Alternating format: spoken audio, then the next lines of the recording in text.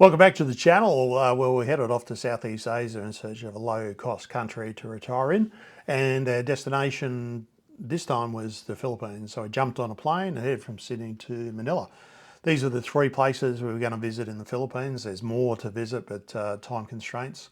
So we landed in Manila. We're then going to go to Dumaguete and then down to Cebu City. So just some context, Manila is about 15 million, Dumaguete about 134,000, and Cebu City just under a million. So day one in Manila, Mara was looking refreshed after a flight, and then we went down to did a bit of touristy stuff down in the old Spanish district, settled in around the 1700s. Great history. Being a Roman Catholic country, lots of things to do, lots of churches, and an interesting blend, between I guess the Spanish influence and the Asian culture. So after a brief day in Manila, we shot to Dumaguete, so an hour and a half flight down. That's a resort looking over the ocean there. Wonderful resort, about 20 kilometres out of Dumaguete, so about a 20-minute bus trip, and the bus trip was about 40 pesos, about $1 or thereabouts to get in there. Dumaguete's got a wonderful foreshore area there overlooking the water, so you can sit down and take in those majestic sights. Seafood features on the menu quite a bit there, as you would expect, being that proximity to the ocean. These are the GPs that are legendary in the Philippines. This one was heading up to Valencia, another hot spot around the Dumaguete area where expats retire. There's Marilyn getting in the back very gracefully. My entry into the back was not as grace and had the locals laughing.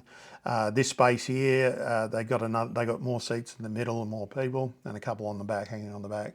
I was going to make a cock joke here, but just saying there's a lot of roosters in the Philippines, so you'll hear that if you choose to go there.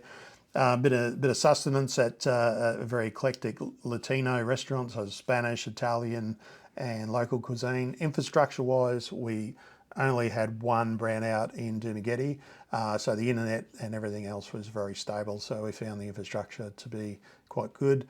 We then headed from Dumaguete to Cebu City, much bigger city, just under a million, as I mentioned. We did a few of the touristy sort of things and had a good look around.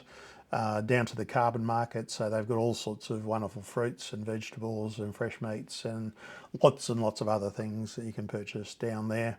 Of course, more religious sites to go and check out and look at. This building was bombed in World War II and the roof still hasn't come on, but this was an interesting transition or something we didn't expect.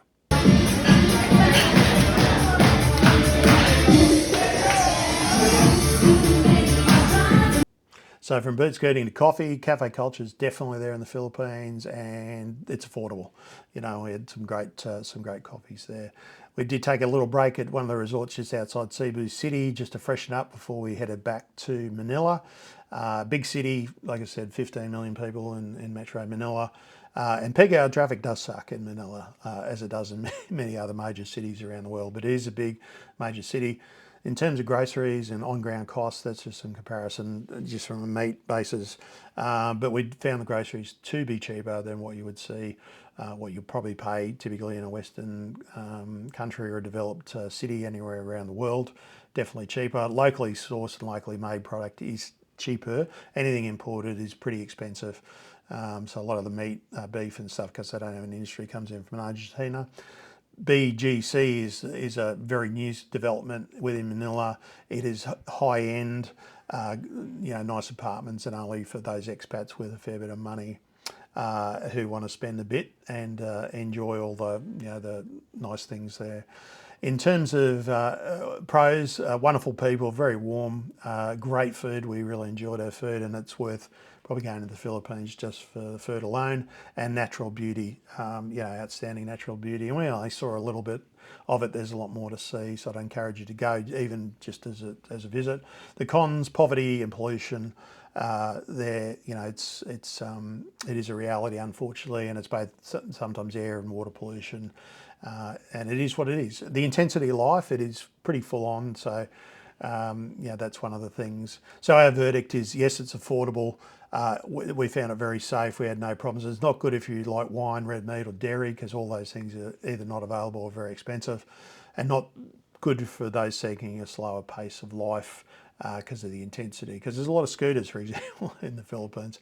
These are requirements. We're not going to go. I'm not going to go into that. There's lots of channels talking about that. But a lot of people just take tourist visas and then just keep extending them rather than going through the formal retirement. But that's our take. Don't forget to hit like, subscribe, and hit the bell so you don't miss any future videos. Thanks for watching.